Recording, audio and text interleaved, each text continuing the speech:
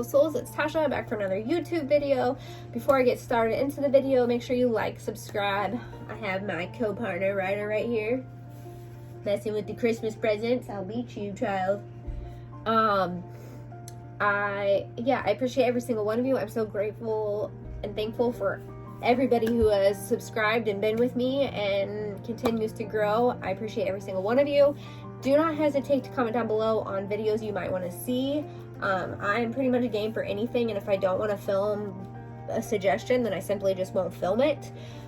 Fitness, I'm going to always continue filming fitness videos because that is my forte. That is just something I do daily, and so that's just something I'm going to continue to do. But yeah, I have some video ideas jotted down, so stay tuned for those videos. But today's video is kind of dear to my heart. It's going to be a sit down chat video, so if you don't like those, I understand. I have to be in the mood for them myself because I get very bored quickly. Even if the video is entertaining, I get bored quickly. So yeah, but this video is how I regained, how I found my faith after I had lost it for a long time. A little background story on me is I was a teen mom. I got pregnant at age 14. My son is 15 years old now. Freaking crazy. He's amazing though. I'm so blessed and thankful for him, even if God blessed me with him when I was young. He made me grow up and be the person I am today, that's for sure. But I went through a lot of traumatic things that kids shouldn't have went through. Not so much with my parents per se, just in life in general, just things that happened, choices I made. We're all kids, we make dumb choices, but I feel like I made some pretty bad choices when I was growing up. And that just kind of scarred me for who I am today. Those scars never leave.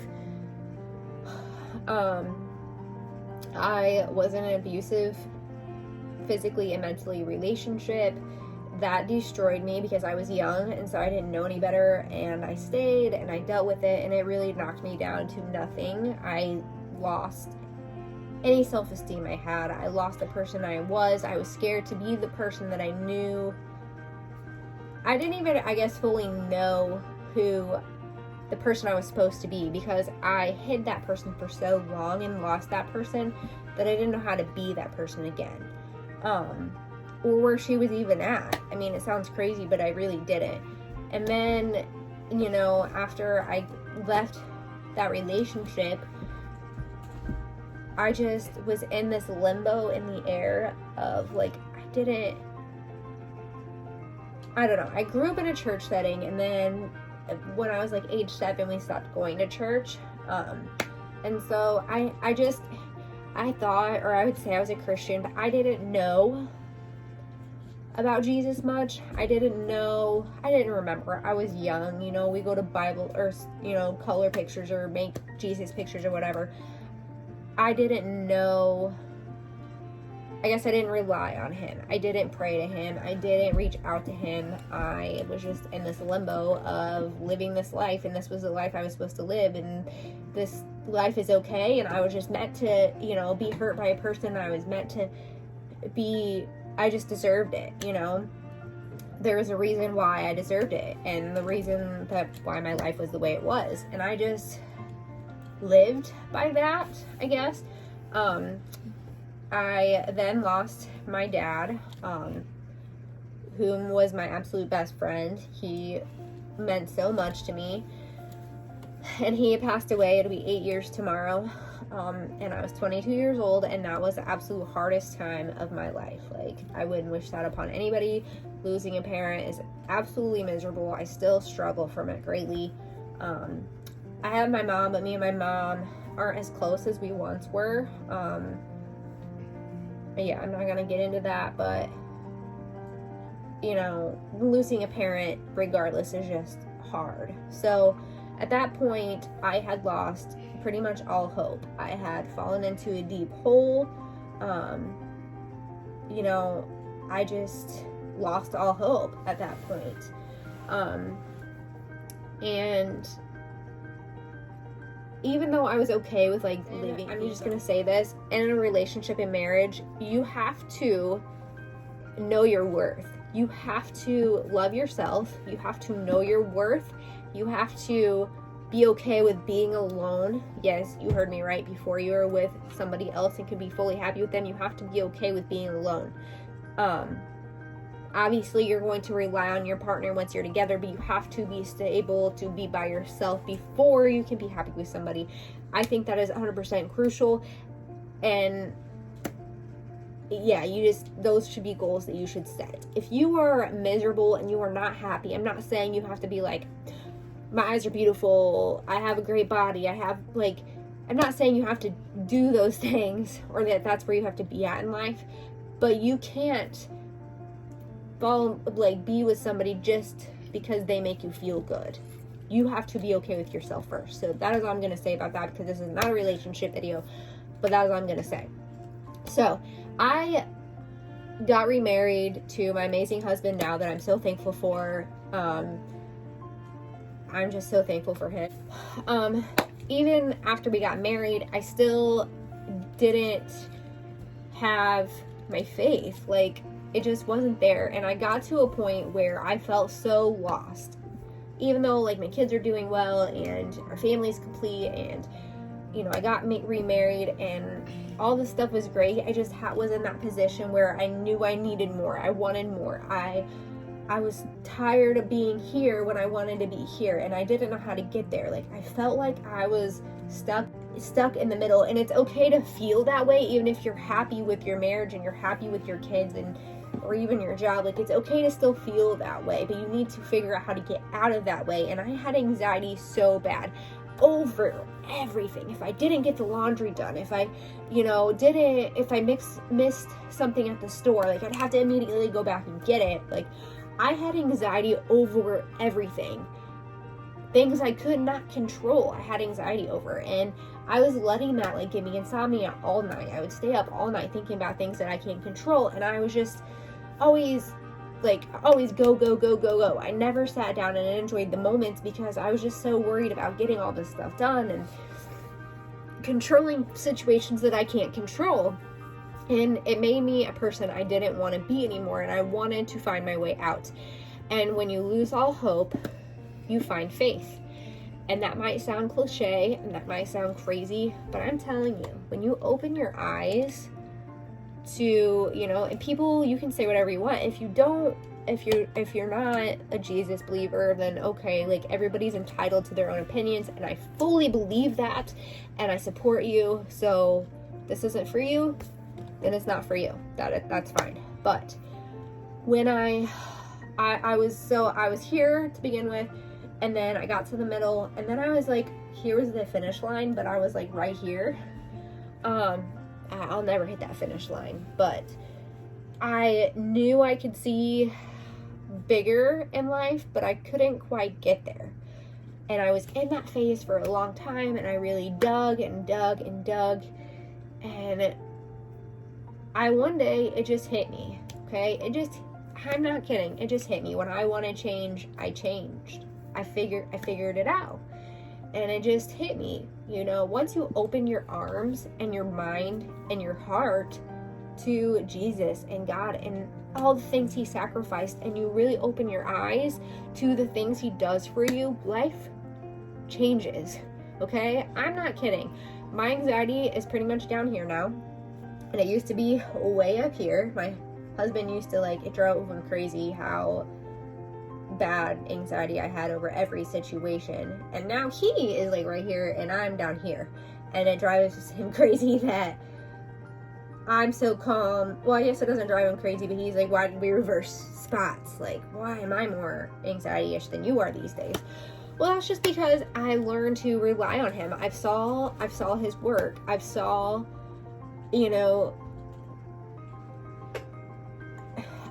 things that he does. He's not going to give you money. He's not going to make you rich. He is a spirit that simply can do things for you and provide for his people. He has a path for everybody. We may not like his path because we're all impatient and we all like to rush time and we all like things right now, but it's not going to happen that way. It's going to happen in his time. It's going to happen with his plan, and we just have to trust that plan. You know, looking back, like I asked myself so many times, why was I blessed with a beautiful baby boy when I was 15 years old when I didn't even know how to take care of myself? But now I look back and I'm like, he gave him to me because that was my reason to live. That was my reason to push through with life. That was my reason to not give up, because my relationship was so toxic and bad that would have made somebody give up eventually. Or fallen down a dark hole, especially being as young as I was.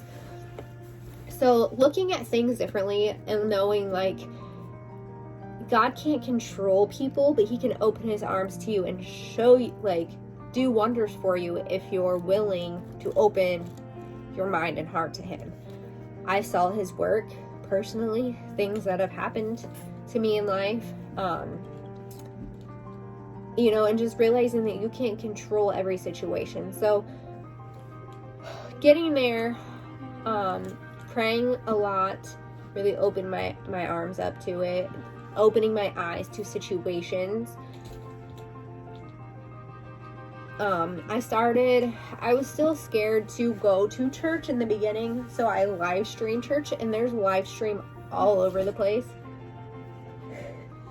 There's live streaming all over the internet, that you can watch Sunday church services. And so I started off there because I didn't want to go into a church. I didn't want to be judged. I didn't know what church to start at. I don't know. I was just scared to go, I guess. I was scared to take that first step. And believe it or not, my two oldest kids, Dominic and Cadence, were going to church on Sundays, and they were getting pretty involved, and they wanted to get baptized. And their baptism was the first time I went to their church. And then I decided, like, I was going to start going on Sundays. Like, it made me feel good. I won't lie, I cry almost every Sunday service because I just feel so light when I'm there. I feel so empowered, and I don't know, now in my bones, I just feel like I was put on this earth to help people, and I really want to get involved with more, like, ladies and women and help, you know, young teen moms or women that have been in an abusive relationship, or I just want to help so much. So that is my goal. My 2020 goal is to really reach out and try to be able to do some of those things. So going to church was a big one for me, but, you know, even if you can't make it every Sunday, you know, Jesus knows that you're there without going to church. He knows that you believe without going to church. Like, he knows that you're opening your arms without going to church. But just going to church really helped me so much more. And here are some books that have helped me tremendously. Now, I fully think that you have to just find him yourself, but these are just things that have helped. So the first book that I ever bought, I got this from Walmart, actually, How God Grows a Woman of Prayer. Now, you can buy 600 books, but unless you're actually reading and really reading, not just skimming through, like, really quickly, like we all do for lots of things, but unless you're really reading it and taking it in, it's not going to do any good for you. So you can go buy 600 books if you want, or you can buy 3 good books. That's your call. But this devotion book, you do 1 page a day, which I have done good on it, and then I slacked on it for a while.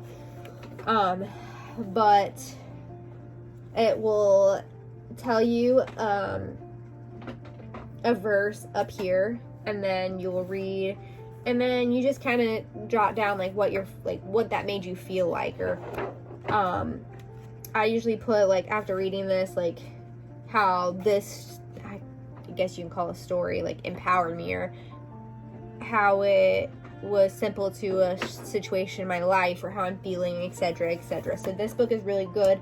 It was $10, and I got this one at Walmart, and you can get hundreds of them on Amazon. I'm not even kidding. The next one I also got at Walmart was Hold On to Hope, and this one was $15, and this is supposed to be like you start at the beginning of the year, so it'd be perfect for you to get right now and start in the new year if you want. But I just kind of do it again. I'm really bad with doing that I will do things and then I get busy and then I don't, but I'm trying to get better at it. But you read a page a day, and there's a Bible verse and then a little bit about the Bible verse at the bottom. So this is also a good one. And this is just a book, okay? There's tons and tons of books out there, but again, unless you're really soaking them in, they're not going to do anything for you. And this is Own Your Everyday, and I'm almost done with this book, and I really love it. It is by the author Jordan Dooley, and this book is amazing, and this is about how she found her faith. I really highly recommend this book. I really like it a lot. And then lastly, well, I guess not lastly, but this is my Bible. I got this off Amazon for like $10.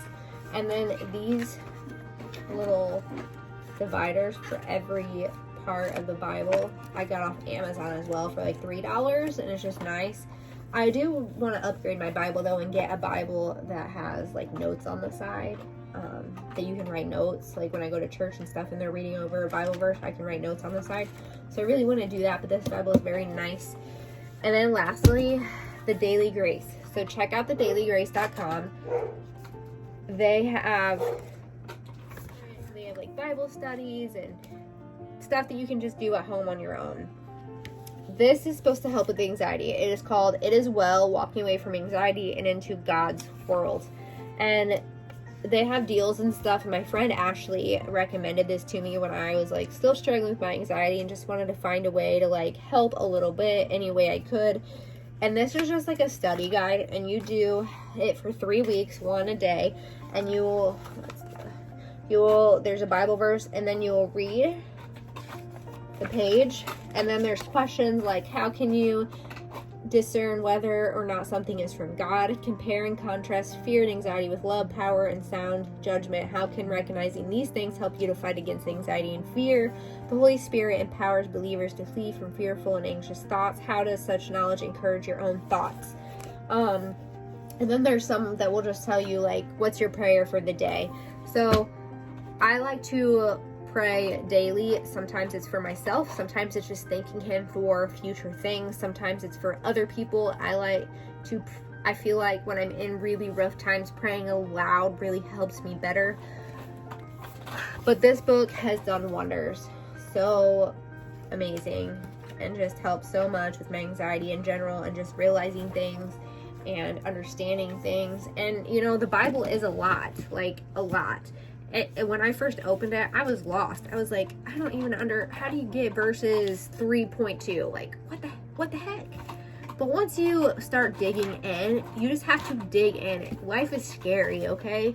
And making big changes is scary. And if you just keep telling yourself, like, I'm never gonna get there, or that's gonna take so long, or I'm never gonna understand that, or I just don't know where to start, well, you're holding yourself back to something amazing. You just have to dig in and start, because that's the key to anything, whether it's school or whether it's relationship or marriage or change or anything.